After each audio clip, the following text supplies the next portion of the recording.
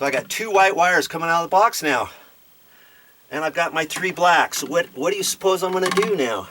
I'm going to take my blacks and resituate them. Make sure I get this long one kind of pushed back over that way into the back of the box. That one can go into the back of the box. And like I said, I don't really care at this point which black wire is the hot wire that's coming down from the house. Okay, doesn't really matter. Now, I got a long black one. I'm gonna leave that one long, right? I'm just gonna leave it long for now, and I think I'll have that one into the bottom. So I push it all the way into the bottom. My long one. Had I done that with my short ones, then my short ones would get even shorter, right? Okay, so now make another pigtail. I'm gonna push those, and I'm not gonna really cut this one, the short one, very far, just the very tip, because it looked like it might need it. Okay, and you see, this was my extra wire that I had once upon a time, and I thought, hey, I'll save it. I'll save it for pigtails.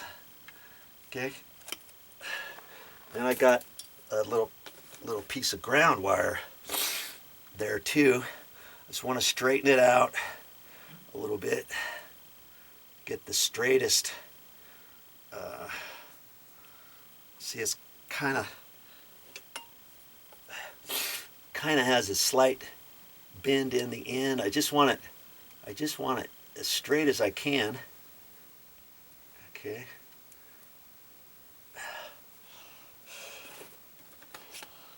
And I'm gonna strip off the end. And on wire strippers, if you're not quite sure which one to strip, because there's lots of them here, look on the side and it will say, in fact, I'm looking at it in the light, and I got 18, 16, 14, 12, 10, and that's on that side. So I can look at it. This is 14 gauge wire. I can put it in where the 14 is, and that's the third one down. And so now, instead of holding it like that, I just twist it over here like that, the third one, and that one looks just a hair short, so I'm going to make it just a hair longer. Bend this over. You'll get good at it after a while. Okay. Take this, and I'm going to put a bend in it just so I can hold it easier and get it lined up with these others. And if you see one wire that needs to be bent, you can take it and grab your pliers and bend it, and then readjust them again, and before you push your wire out on it. Okay. That feels pretty tight. Do it tight. I don't think I have to do it with this. This is not. That's not doing anything, because I don't have the ears on here. If you have the ears, you can kind of make it tighter. Okay. So now I'm gonna take that. I'm gonna hold this out, and I'm gonna bend it, and then I'm gonna bend it again, and roll it up, so it's right into the back of the box. Boom, like that. There's my wire there, my long wire I still have, and I'm looking, and that top black wire is almost the same as the whites. I'll make it just a hair. I'll make it so it lines up. See, I'm just lining them up now. Okay, these two I got lined up, and it looks like the whites are sticking out just a hair further than the blacks, and I'll make them line up. Okay, there. I got 2 white wires. 2 black wires and the ground wire. And that's what I'm going to hook up here. Okay, so far so good. You with me still? That's what it's going to look like so far.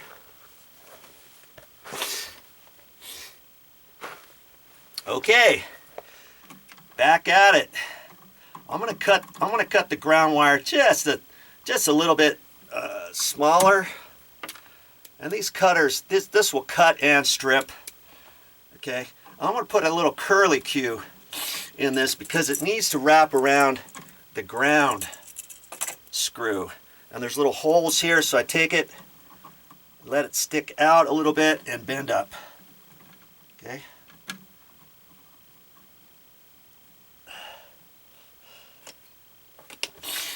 And now, I like to do the ground wire first, just to get it out of the way. I put it in there the same direction that the screw is going to be tightened. And I've got just a little curly Q long enough so I can grab it and pinch it together.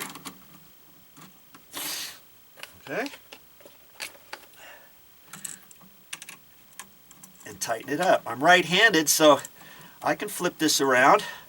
See, I'm on the wrong side right now, but then I just take it and flip it up like that. Okay? And so now I'm going to put these into the back of this. So I've got to strip these wires. And I'll make it about 3/8 or so. I try to do it not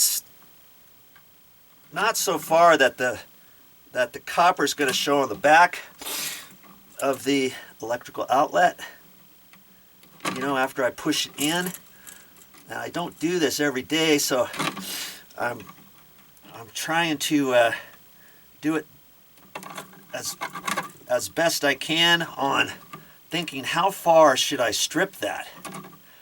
Okay, that looks about right. I got about 3/8 coming in there.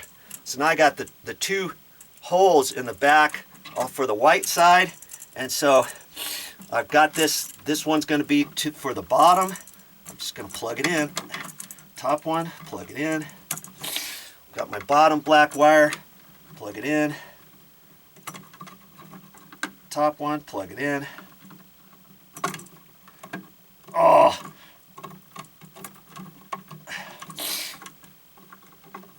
I almost screwed up on that one. Okay, like that. I was pushing it fast and this wire is so thin, it almost bent. Okay, I got them all in there. Okay, now I've got to push it in. What I like to do before I do that, I like to try to get these screws out of here, and so I can push it in tight without these screws being in the way. But you know what? I'll try it. I'll just put the screw on the side and push it in all the way. I try to get it down here, lift it up, and then take it right in here and try to bend it again. So I'm making kind of like an S. Okay? Like an S. Oh, I can push it in. So I'm going to keep it off the side so I can make sure this screw's not in my way. I don't want to just put it to the screw there and think I can shove it in there. So I want to make sure nothing is in my way behind there, right? Because these screws are only going into a little plastic box. And I look at it, make sure it's not tweaked to the right or to the left, and it looks fine. So when I put my cover plate on, I don't have part of the plug cattywampus in there. And I just screw it in. Some people take their battery operated drill and put in there. But if you hit something or if you over screw it, you're just screwing it into plastic threads. And remember, this is that old box I had saved. I took this one out of the wall, straight up above where I fished the hot wire down.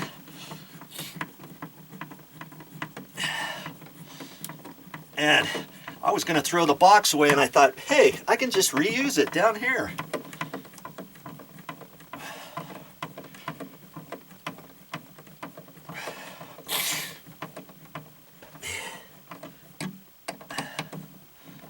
Oh, and I'm just going to look at it and line it up where I think it needs to go.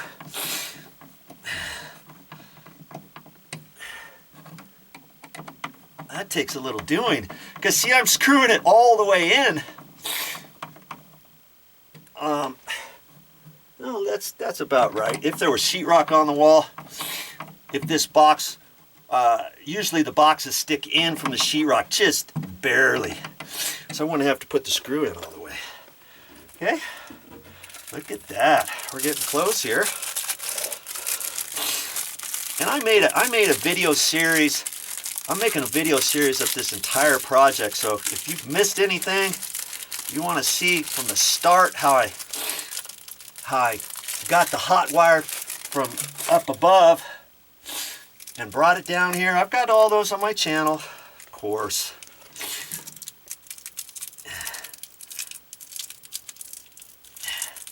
Boy, the tricky part is to get the screw out of the little plastic bag, huh?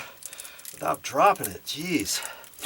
Well, they have to do that because they used to not do that. And sometimes if the outside of plastic bag had a rip, then the cover plate, the screw might have come out at the store. I've done that before. You get home and get ready to use it, and son of a gun, it's missing the screw. Okay, there we go.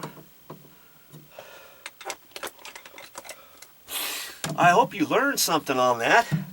That's all ready, and you know, there's no power to it yet. I haven't turned the power on, and of course I would never have you work on an electrical outlet without taking the power, without having the power off first.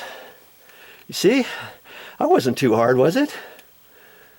Now, any other electrical outlet that I have that's got 3 wires in it, I can do it the exact same way. If I've got an electrical outlet that only has 2 wires coming in, then I would only have to have 1 pigtail or a connection with those little crimpers.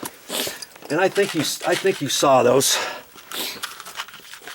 See, here's my crimpers. See. Whoa. I'm thinking this is the last day I have to plug in my extension cord on the deck to go down underneath the house. This is how I got to do it. Every time I want to go down there with the trouble light or an extension cord for something else or whatever. Battery chargers, anything like that, I've got to do this. Hopefully not after today.